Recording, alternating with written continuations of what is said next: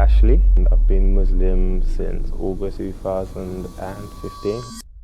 Growing up, I never really knew where I wanted to go. And I guess my ambition was to just get a job. I got involved with the wrong people. I was stealing things. I got into music.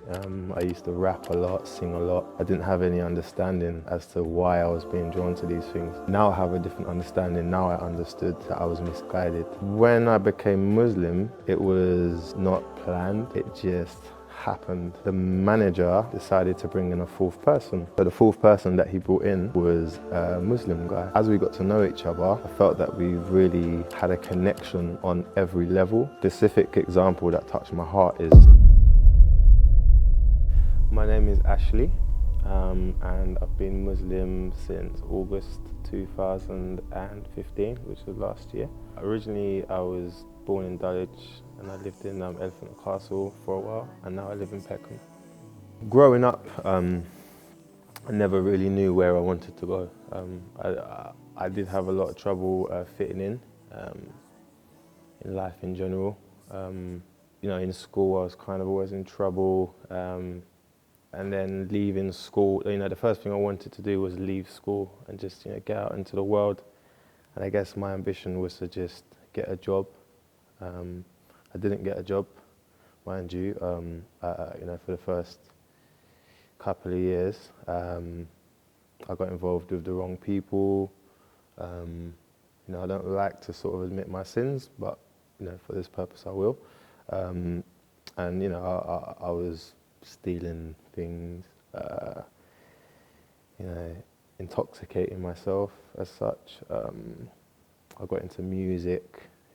I used to rap a lot, sing a lot, and really I was a product of my environment and my friends. And at that time, I didn't have any understanding as to why I was being drawn to these things.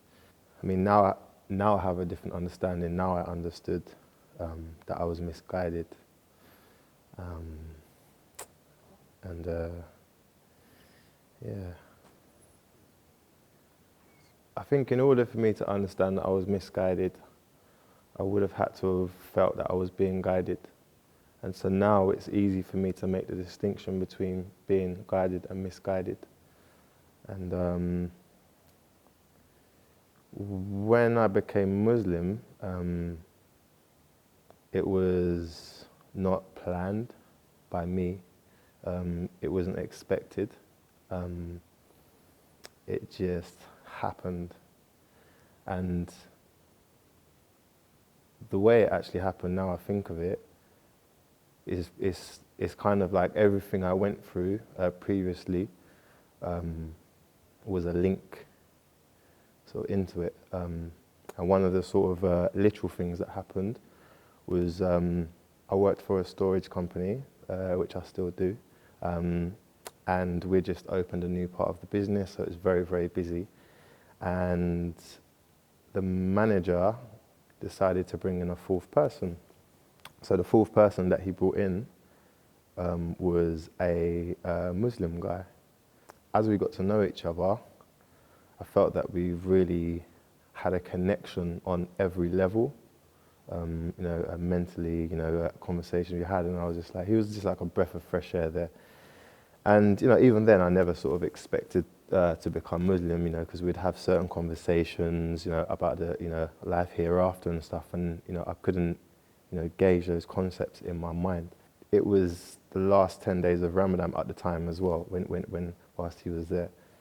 So yeah, so he was fasting, and it was very hot, and the stigma around fasting in my workplace was, oh, if you're fasting, you know, like you're going to be low of energy, so you just need to sit in the office all day and you shouldn't really do any work. But he had a different approach. He was kind of more energetic than us, you know, all the non-Muslims. And his mannerisms as well during Ramadan, and how he had such heart for certain situations. So one specific example that touched my heart is one of our customers needed help, you know, to do something, and I was kind of like, yeah, I'm not going to help him, you know, let's just do as less as we can, kind of thing. And that was the sort of person I was, kind of thing. So now he had a different approach. He was like, no, help the guy, help the guy. So he helped the guy, and the guy came in the next day, and the guy had a big smile on his face. He brought us all ice cream and drinks, and he was very happy. And I was just like, wow. And it made me feel bad about myself. I was like, wow, like you see this example here, like I wouldn't have helped the guy, and the guy needed the help, and the Muslim brother helped the guy, and look at the reward, and just the reward of seeing the guy happy was enough. It wasn't really about the drinks and the ice cream, but that was nice as well. And so yeah, I went home and I just thought to myself, it just kind of clicked. It was almost like it was almost like a revelation to me at that time. And so I said to myself, okay, maybe I should try fasting. So I went in the next day and I spoke to this brother, and I said to him, I think I'm going to try fasting for one day. The work of supporting new Muslims continues year-round, and you can be part of it. Over the past 5 years, iERA has been blessed at being able to introduce Islam to more than 400,000 people. These individuals need our constant support as they navigate their new faith. Your contribution of £50 to support one new Muslim gives them essential guidance and support. Click the link below, share the video, and let's go back to that interview, shall we? Just to see. And he was like, you're not going to be able to do it. You're not going to do it. You're not going to do it. I was like, I am going to do it. And I did do it. And during that day, it was a hot day, a very hot day. And the customer that I was doing this job for was like, can I get you a bottle of water? Customers never offer me bottles of water. But on this one day that I was fasting, I got offered a bottle of water. So now I see it was like a test. So I was like, no, I'm fine. And I fasted throughout the whole day. And then I just continued. And then I took my Shahada at home on my own.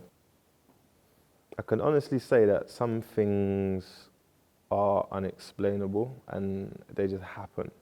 So I can't exactly quantify that exact process, but it happened. Basically, if you are a non-believer, I would say, and you're watching me here now, then I hope that I can be the inspiration and the, sort of like example of that. But yeah, I can't exactly put the nail on it. I can't sort of explain it. It just happens. So my Shahada, I did my Shahada at home.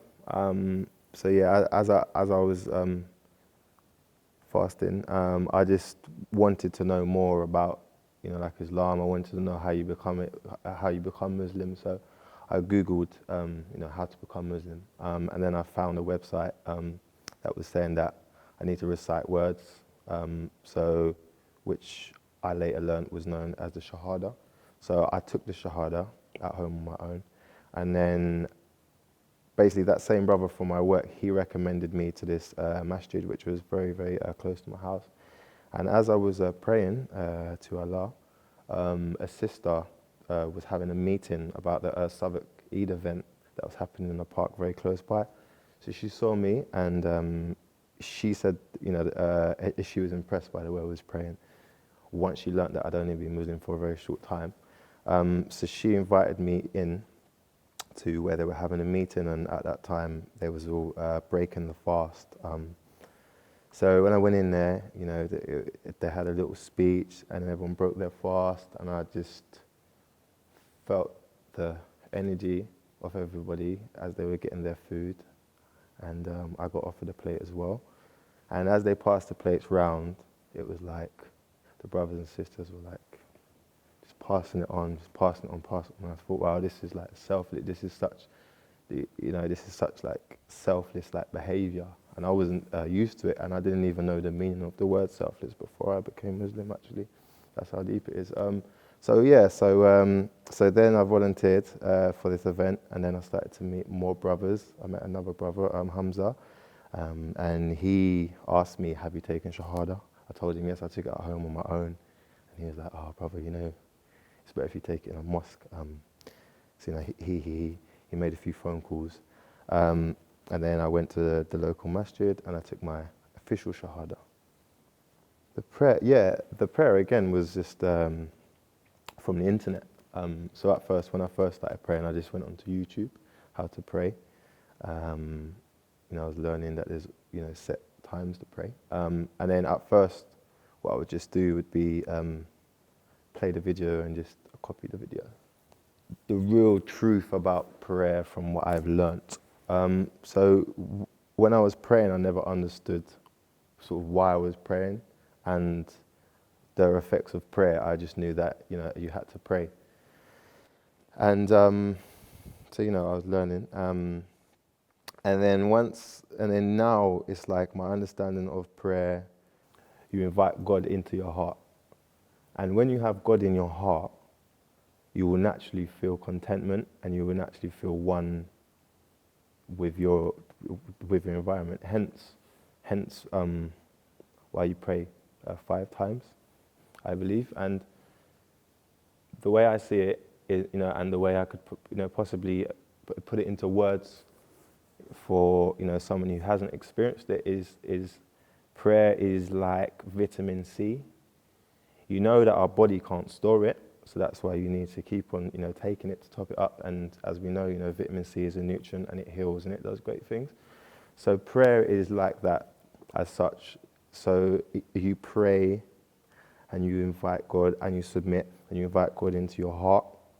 And then once you build that connection with your heart, i.e. God, it will remove stress, it will remove anxiety, it will remove uncertainty. And it's just, an elevating feeling. And you can only really know what it feels like when you experience it yourself. It's not for my benefit, it's not for no one's benefit, it's for your own benefit. And I think it's important to understand that, because sometimes you do watch, videos or you listen to people and, people use the term like, oh, they're brainwashing. I hate that term, brainwashing. It's like, it's not brainwashing. It's actually for no one's benefit except yourselves. So maybe you're brainwashed. So my advice to any, non-believer is not to judge. And that's a massive problem that I had all my life. I was always judging things. Is not to judge, it's to just experience and step in to a different realm. And what you feel will be enough for you to be able to know what I'm talking about and what I'm feeling and what every other Muslim feels.